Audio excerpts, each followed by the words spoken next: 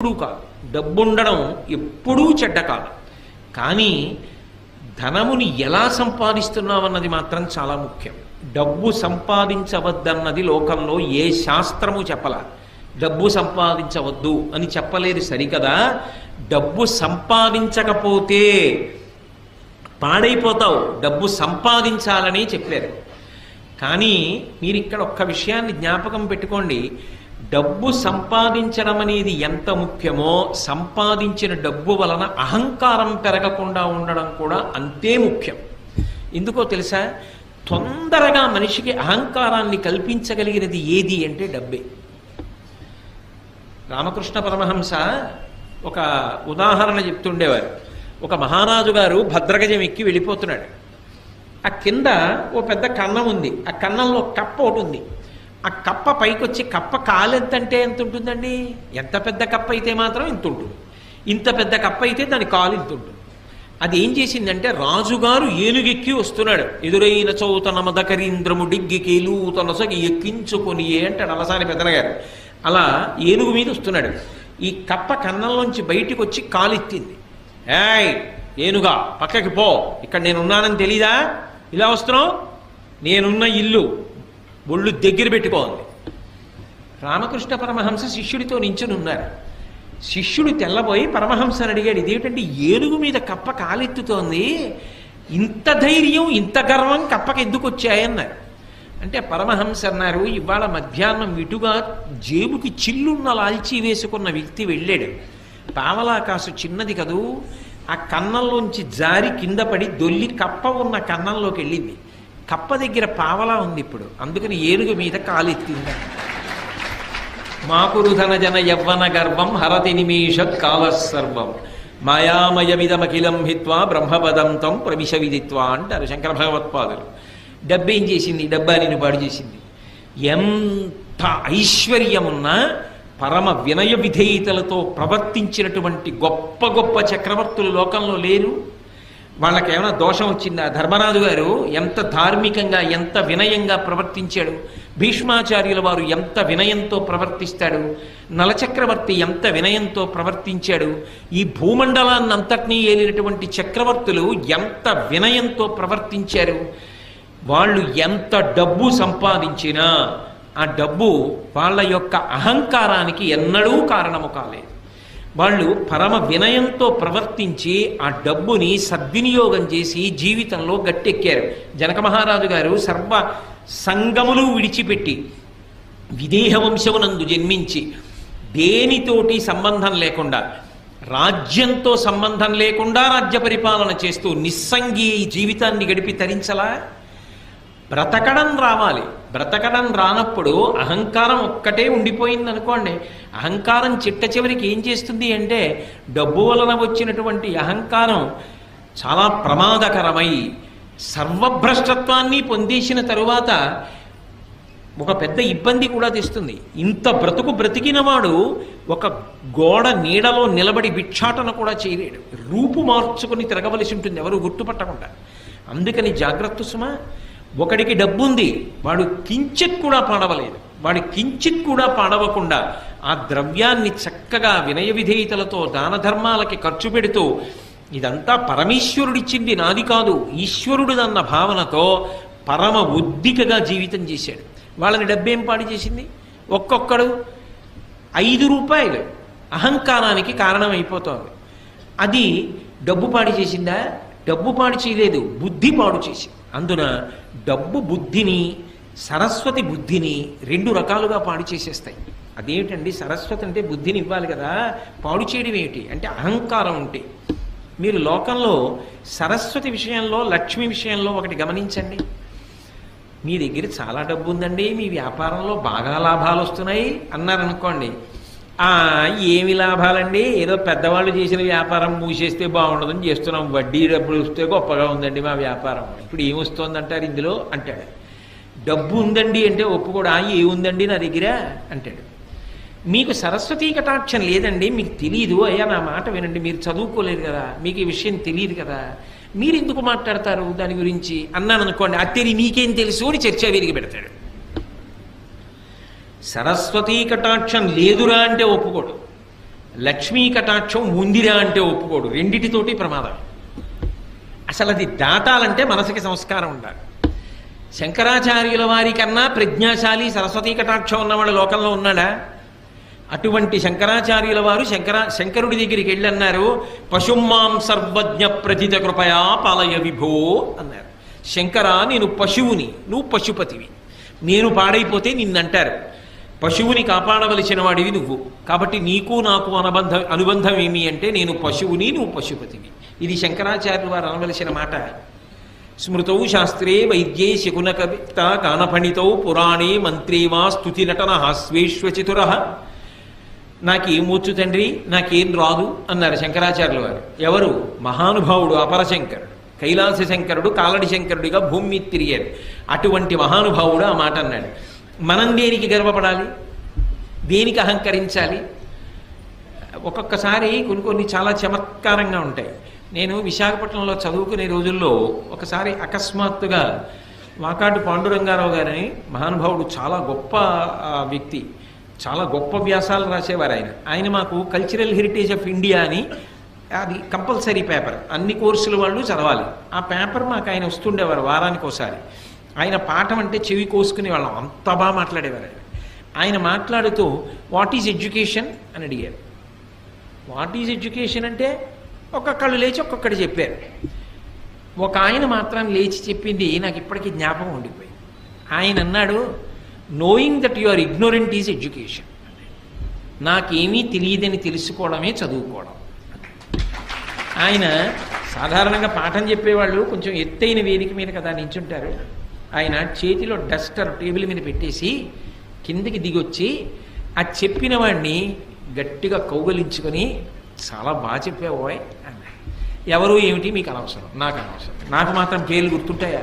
ఎంతకని గుర్తుంటాయి? ఎప్పుడో చదువుకున్న చదువు. కాబట్టి నాకేమీ తెలియదని తెలుసుకోవడం చదువు. ఎందుకనంటే మీరు ఒకటి ఆలోచించండి, చాలా తెలుసు అన్నాడు అనుకోండి, ఆయన్నో గ్రంథాలయంలోకి తీసుకెళ్ళి నించోపెట్టి ఇందులో మీరు చదివినవక్కర్లేదు, ఇందులో ఉన్న పుస్తకాలు ఏవి చెప్పగలరా? అయితే ఎవరైనా చెప్పగలరా? ఒక గ్రంథాలయంలో ఎన్ని పుస్తకాలు ఉన్నాయో అవి ఏవేం పుస్తకాలో కూడా తెలియదు. అవన్నీ చదవడానికి, చదివిన జ్ఞాపకం పెట్టుకోవడానికి, జ్ఞాపకం పెట్టుకున్న జీర్ణం అవ్వడానికి ఎన్ని జన్మలు కావాలి? ఏం తెలుసునని తెలుసు అంటాం. చదువుకున్న కొద్దీ తెలిసేది ఏదంటే నాకు తెలియనివి చాలా ఉన్నాయని తెలుస్తుంది. అప్పుడు అహంకరించడానికి ఏముంది? మిడిమిడి జ్ఞానం అంటారు. నా బోటిగాడు ఉంటాడే, ఏదో ఓ పద్యం ఓ శ్లోకం నేర్చుకుని నా అంత గొప్పవాడు ఎవడని గర్వపడుతూ ఉంటాడు. అది నిజమైన సరస్వతీ కటాక్షం కాదు. నిజమైన సరస్వతీ కటాక్షం ఉన్నవాడు నాకేం తెలుసండి, నాకేమొచ్చండి, మహాతల్లి పరదేవత ఆవిడ పలికించిందంతే, నేను చేసింది, నేను నేర్చుకున్నది, నేను సాధించినది ఏమీ లేదంటాడు. అది వినయం. అందుకే సరస్వతీ కటాక్షము ఉండడం కాదు, సరస్వతీ కటాక్షము నీ వినయమును పెంచుతున్నదా. నాకేం తెలుసండి అన్ననాడు నువ్వు వినయంగా ఉంటావు. నాకేం తెలియదండి అన్ననాడు, అయ్య బాబోయ్ నేను పట్టుకోగలరా ఎవరైనా? అప్పుడు ఆయన పని ఏమిటంటే 24 గంటలు అవతల వాళ్ళు తప్పులు వెతుకుతూ ఉండడం. అలా వెతకడం ఒక అహంకారానికి కారణమై పతనమైపోవడానికి కారణం అవుతుందా అవదా? అది నాకేం తెలుసండి అని ఊరుకోవాలి అంటే అది నిజమైన సరస్వతీ కటాక్షం. అందుకే ఒకటి బాగా అభ్యాసం చేస్తే తప్ప రాదు, పుట్టుకతో వచ్చేది కాదు, అది వంశంలాగా. అది కష్టపడి చదవాలి. ఆయన బాగా చదువుకున్నవారు, ఎన్నో తెలుసున్నవారు అన్న పేరున్న నువ్వు త్రికరణ శుద్ధిగా, నోటి మాటగా కాదు, నేనేం చదువుకున్నానండి, నేనేం నేర్చుకున్నానండి, మహానుభావులు ఎంతమంది ఉన్నారు, వాళ్ళతో పోలిస్తే నా జీవితం ఏం గొప్పది అనగలగాలంటే నీకు ఎంతో వినయం ఉండాలి. అంత వినయం ఉంటే తప్ప నువ్వు ఆ మాట అనలేవు. అది ఉత్తముడికి గౌరవాన్ని పెంచింది, నడవడిని ఇంకా ఇంకా వృద్ధిలోకి తెచ్చింది. అదే సరిగ్గా వాడుకోవడం రాకపోతే అదే సరస్వతీ కటాక్షం అహంకారానికి పనికొచ్చి సర్వనాశనం అవడానికి పనికొచ్చింది. చదువుకోవడం కాదు, చదువు కన్నా సంస్కారము గొప్పది. ఆ సంస్కారము మనసులో బాగా ఏర్పడే ప్రయత్నం చేసుకో. అందుకే పూర్వం చదువుతో పాటుగా సంస్కారం నేర్పేవారు, నీతిశాస్త్రం నేర్పేవారు, నీతిశాస్త్రంలో 4 శ్లోకాలు నేర్పేవారు, చక్కగా 4 మంచి మాటలు చెప్పేవారు. వారానికి ఒక్కసారైనా నీతి అని ఒక ప్రత్యేకంగా ఒక తరగతి ఉండేది, అందులో మంచి మాటలు చెప్పేవారు. దాంతో శీల వైభవాన్ని ఊంచుకునేవాడు. లేకపోతే ఏమైపోతుంది, ఈ చదువే రేపొద్దున్న నీ అధికార స్థానాన్ని నిర్ణయించేస్తుంది. ఒక 10వ తరగతి చదువుకున్నవాడు ఒక స్థానంలో ఉంటాడు, పట్టభద్రుడైన వాడు ఒక స్థానంలో ఉంటాడు, ఐఏఎస్ చదువుకున్నవాడు ఒక స్థానంలో ఉంటాడు, గొప్ప వైద్యం చదువుకున్నవాడు గొప్ప వైద్య నిపుణుడై వైద్యుడిగా ఉంటాడు, సాంకేతిక రంగంలో పురోభివృద్ధి చెందినవాడు ఆనకట్ట కట్టడానికి ఎడతాడు. నువ్వు ఏం చదువుకున్నావన్నది కాదు, నువ్వు చదువుకున్న దాని వల్ల నువ్వు ఉన్నతమైన స్థానమునకు వెడతావు. ఉన్నతమైన స్థానములో ఉన్నవాడు ఉన్నతంగా నిలబడి సమాజపు విలువలను నిలబెట్టగలిగిన వాడు అయి ఉండాలి. ఆ స్థానమే ఎలకలా కన్నాలు పెట్టడానికి పనికొస్తే ఇక నీ వలన సమాజమునకు విలువ ఏం కలుగుతుంది? అప్పుడు భద్రం పోలా. సర్వే వేదవిద శూరాః సర్వే లోకహితే రతాః సర్వే జ్ఞానోపసంపన్నాః సర్వే సముదితా గుణైః అంటారు రామాయణం బాలకాండలో. ఎంత చదువుకున్నావో, ఎంత పెద్ద స్థానంలో ఉన్నావో అంతగా లోకము యొక్క హితము గురించి కూడా ఆలోచించగలిగిన పెద్ద మనసు ఉండాలి. అది లేకపోతే ఇదంతా నా అభివృద్ధికే పనికి రావాలి అన్న భావన నిలబడిపోయిందనుకోండి, అది ఏమవుతుందంటే స్వార్థమునకు మాత్రమే పనికొస్తుంది. అప్పుడు దాని వలన సమాజము భ్రష్టమైపోతుంది. అలా కాకుండా ఉండాలి అంటే నీ సరస్వతీ కటాక్షము కానీ, నీ లక్ష్మీ కటాక్షము కానీ, నీ వంశము కానీ ఏదైనా సరే నిన్ను వృద్ధిలోకి తీసుకురావడానికి పనికొచ్చేదై ఉండాలి. ఇందులో యువతల వారికి తెలియడం అన్న మాట ఉండదు సుమండి. యువతలవాడు ఎప్పుడూ కూడా నువ్వు ఎంత ఎదిగావో, నిజంగా అలా ఉన్నావో అలా లేవో తెలుసుకోవడం సాధ్యం కాదు. ఎందుకని అంటే మీరు ఒక్కటి గమనించండి, స్థానము ఎంత ఉన్నతమైతే యువతల వారు ఆయన దగ్గర ఉండే అవకాశం అంత తగ్గిపోతుంటుంది. అప్పుడు మీరు ఎలా లెక్క కట్టగలరు? తనకి తాను పరిశీలించుకోవాలి. ఏది పరిశీలించాలంటే దంభమున ఎందు ప్రవేశించినదా, ఇది చాలా చాలా అవసరం. నేను నోటి మాటగా ఈ మాటలు చెప్తున్నానా, నిజంగా నాకు ఆ వినయ సంపద ఉన్నదా? నిజంగా నేను పెద్దల పేరెత్తేటప్పటికి గౌరవంగా మాట్లాడగలనా? గౌరవంగా నోటితో మాట్లాడడం కాదు, నిజంగా నేను ఆ గౌరవాన్ని చూపించగలనా?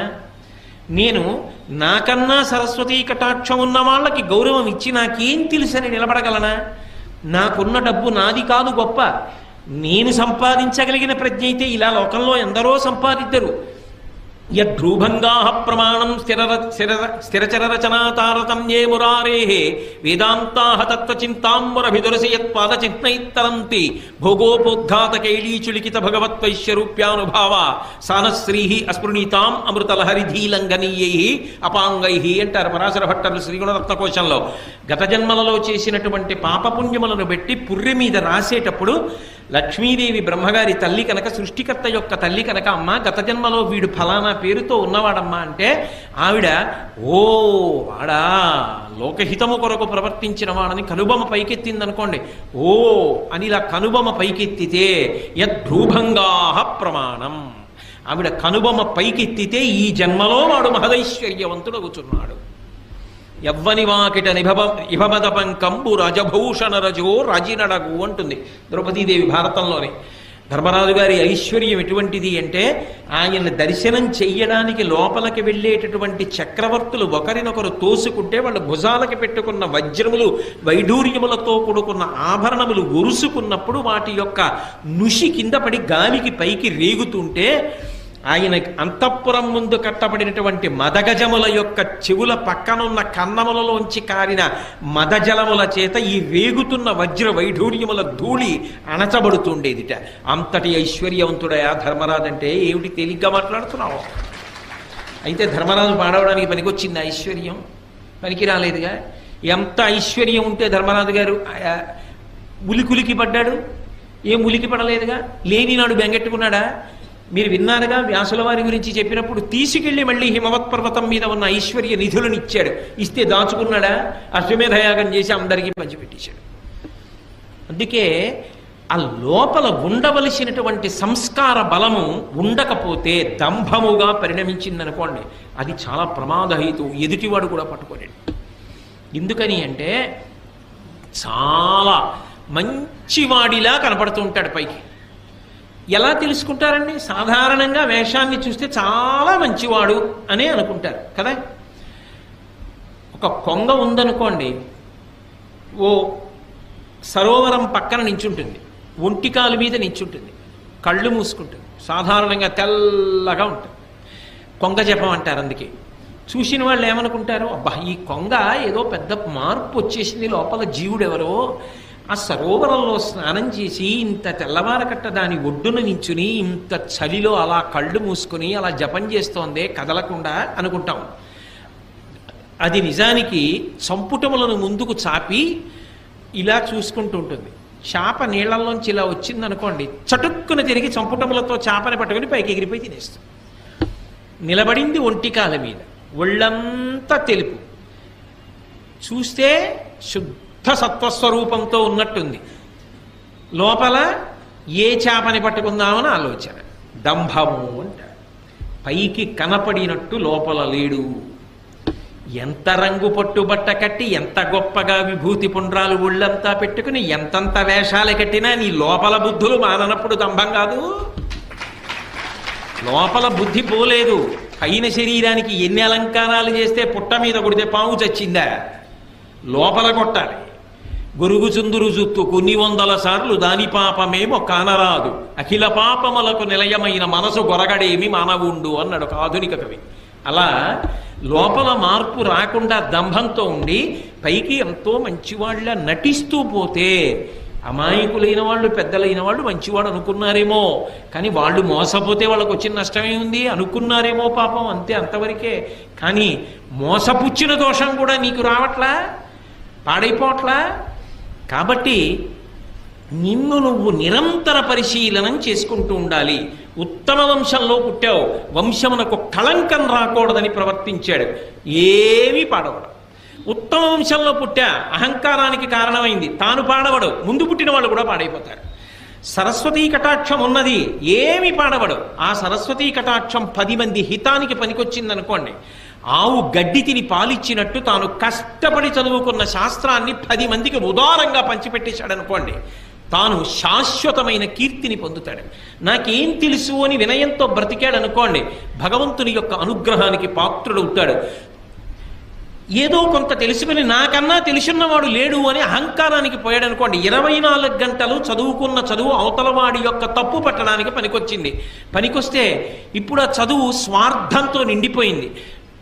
ఏదో ఒకటి ప్రతిఫలం లేకపోతే ఆయన చదువుకున్న చదువు వల్ల సమాజానికి ఉపయోగం ఉండదు. అప్పుడు ఏమవుతుంది, చాలా గొప్ప పడగ నాగుపాముది, దాని మీద మణి ఉంది. నాగుపాం పడగ మీద ఉన్న మణి ఎవరికైనా ఉపయోగపడుతుందా? వెళ్ళి తీసుకోగలరా?